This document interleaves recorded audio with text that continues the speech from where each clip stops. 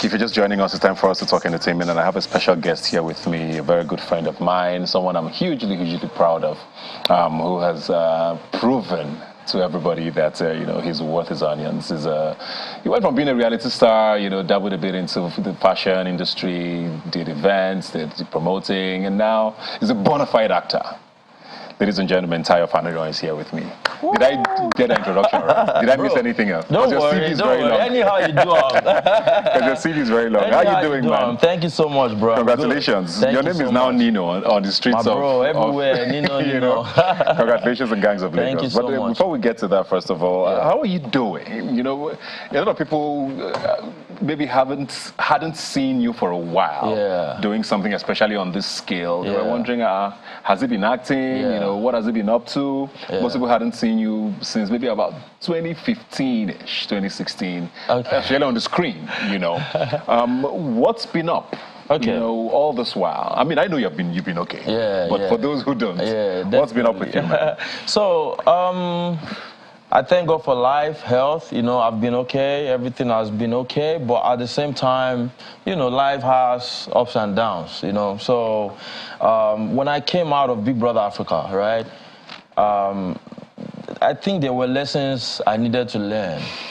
There were things I needed to go through in life to become who I am today. And those were exactly the lessons that I was busy learning, So it was life, teaching me lessons. Tough lessons. Tough lessons, you know what I'm saying?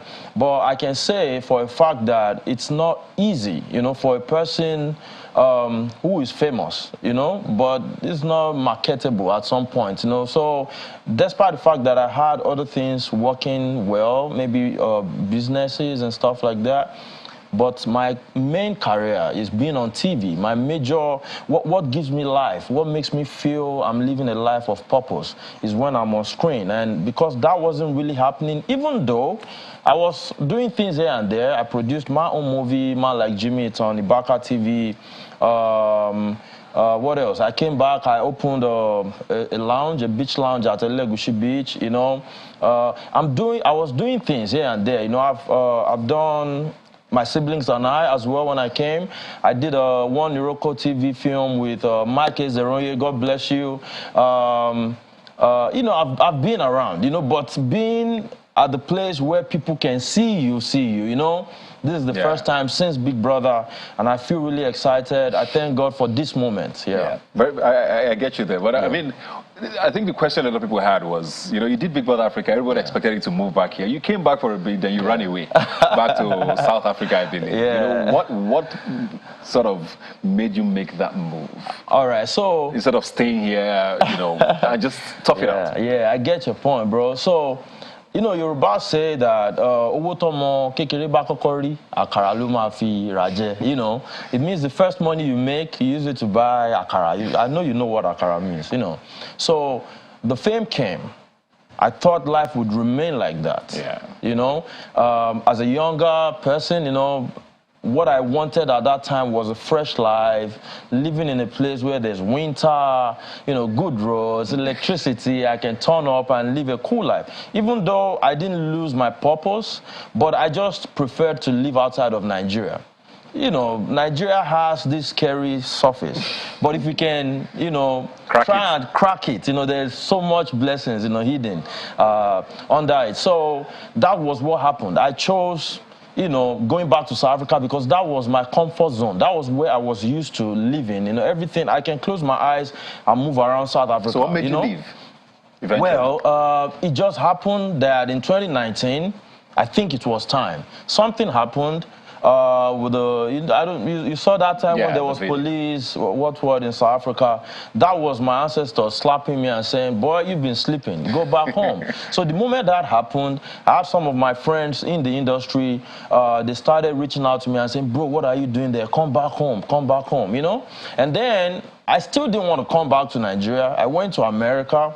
I did about 4 cities looking for where to settle, But while I was there, the moment people see me, I could just be on the phone talking to someone. You just be like, excuse me, where are you from? The moment I said Nigeria, everyone had something to say about Nigerian entertainment. If it's not our film, it's the music, And I started thinking that, okay, since home is like this, What am I going to another place to go and start when I already have a foundation I can build on in another place? You know what? I'm going back home. And ever since I've been here, despite the fact that it took between 2019 and now for people to see me, you've been grinding. God has been good to me every day. You know, God has always proven to me that He made me come back. You know.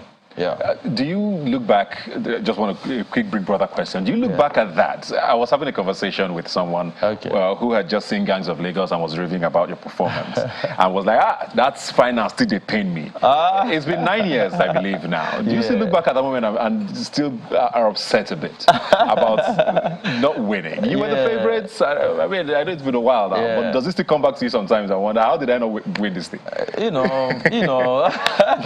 So, one thing that I would always say, if it comes to us discussing it, I would never go back on the fact that I was the winner of that season. It was too obvious, it was too evident, all right?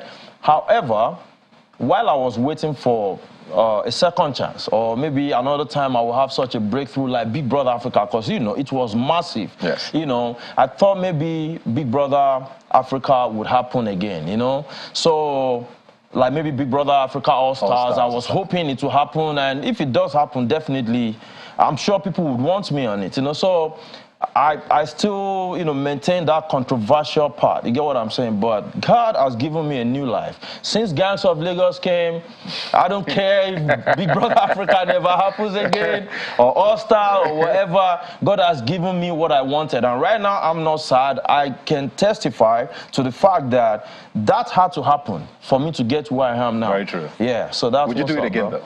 Big Brother Africa, definitely I'll do it again, you know. I know what it means to be on TV for just a few seconds. So imagine being on TV for like 90 days. And able to sell yourself. Man, that's a lot of, you know, if I get that opportunity now, definitely I have like a trailer load of talents I want to come and sell or market to the world. Girl. Yeah. Let's talk Gangs of Lagos now, bro. which is, of course, streaming on Prime for those who want to see it. Brilliant film. Yeah. Did you audition for this? And at what point did you ever feel like you were going to get it if you auditioned? What was the process like before you got your scripts in your hands and say, okay, confirmed, you are a part of this film? You know, it may sound easy, but I didn't audition for this. Hence, I've been saying that interesting. Gangs of Lagos for me is God's orchestrated blessing for my life. It was meant for me. I was not compared to anybody. Jade, the director, Mama, as she has said, you know, she has always like followed me. She was watching me, so she could tell that, okay, because she has also been working on this same Gangs of Lagos story for about 10 years. So she knew me from Big Brother Africa. She, you know, it's good to have a personality that leaves a mark in people's minds, you know? True. So I think me just living my life, that was my audition. When it was time, she just reached out to me through the DM on Instagram.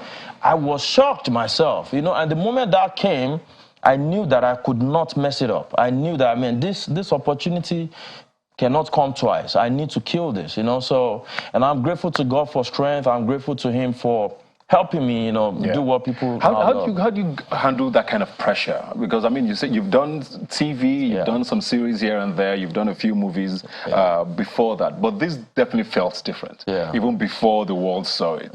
Being on set with all of these people, being with Jade, you know, you kind of knew it was a different production. Did it affect your delivery? Maybe at the start, some nerves, you know, you're with all these legends in a room, and you basically carried the film for a good part of the beginning of the film, you know, and, you know, did you feel pressure, you know, when you got on set day one and say, oh, wow, this is actually happening? Yeah, you know, so before Big Brother Africa, I've been a professional international model in South Africa, you know, so confidence is overdosed when it comes to my work, you know. I could be in the room with anybody. I'm always respectful, you know. I'll give the respect to whom it's due, you know, but I don't feel that kind of pressure. However, Jade herself, I call her the sorcerer of filmmaking. You know, the woman is so spiritual. You know, there's just this aura around her, the way she does everything. I never saw Jade struggle to direct anybody. Like, maybe do this. No, that's not what I want to do. Like, no. Like, everyone just came with their A games, all right? So, all Jade did, for instance, let me give you an example where I was shirtless, right? I had not been working out. So I didn't have the six-packs or the muscles to show off or whatever, the way I would want to show it off during the modeling days. And so I asked the stylist to get me that, classic singlet, the one with like nets. And then they brought it, I put it on, I went out there. The moment she saw me, she was like, no, take it off. I don't want. Then I was like, director, I've not been working out. She said, come on, you're Nino. The moment she said that, she makes you feel the confidence that she has in you. And that alone goes a long way with me. Like, I just feel like this person believes in me because I know how great she is. She has done a lot of work. I know her name. She's big. And this project that we're doing is big, and my character is big in it. So for her to have so much confidence in me and say, you are Nino, man. So I'm like, I just took the shirt off. Miraculously, the body looks good on TV. she definitely knew what she was doing. Yeah. Now, the reception has been quite phenomenal. I've been seeing a lot of your tweets and social media and just the interaction generally. Yeah. What has surprised you the most about, whether it's feedback or something you saw in the film or just how things have unfolded since it came out? Has anything surprised you? Yeah, so what has surprised me the most is the fact that I have not received any negative comment about my character, Nino, all right? And there is nothing I've done in my life ever that, there will be people here, there will be people there. Big Brother Africa, some people loved me, some people hated me. Everything that I've always done in my life, But for this one, it has been 100 over 100, bro. From America, London, Canada, Australia, South Asia, different places, people reach out to send me messages and I just read. People are giving me accolades that make me feel like, am I Morgan Freeman, or Denzel Washington, What does that do to your head, though? I mean, it makes you feel good, but does it make you scared of what next? You're very intelligent, brother, because definitely there's an excitement that comes with it that, God, finally my work is showing.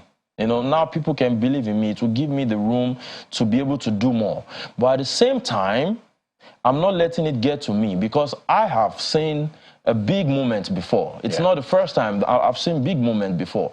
But I don't want to be a man of the moment. I want to be a man of every moment. So I'm not going to let the accolades of Nino get into my head. Now, definitely, I cannot give below Nino anymore. Yeah. I already have fans out there who are waiting to see me in the same, so I cannot go below that standard anymore, which means I need to do more work. I need to study my scripts more. I need to go through whatever I need to go through to get into the next characters that I'll play. I was watching something recently.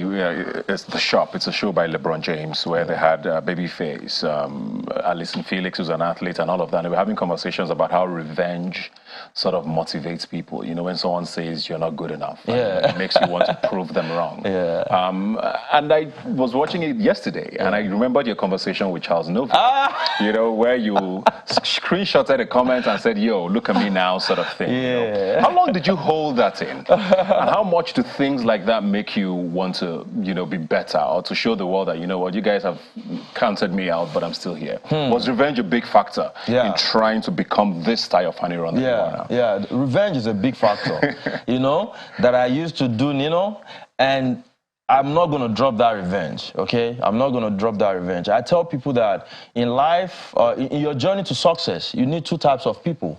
The people you need to make proud, your family, people who believe in you and they support you with everything, and the people you need to prove a point to.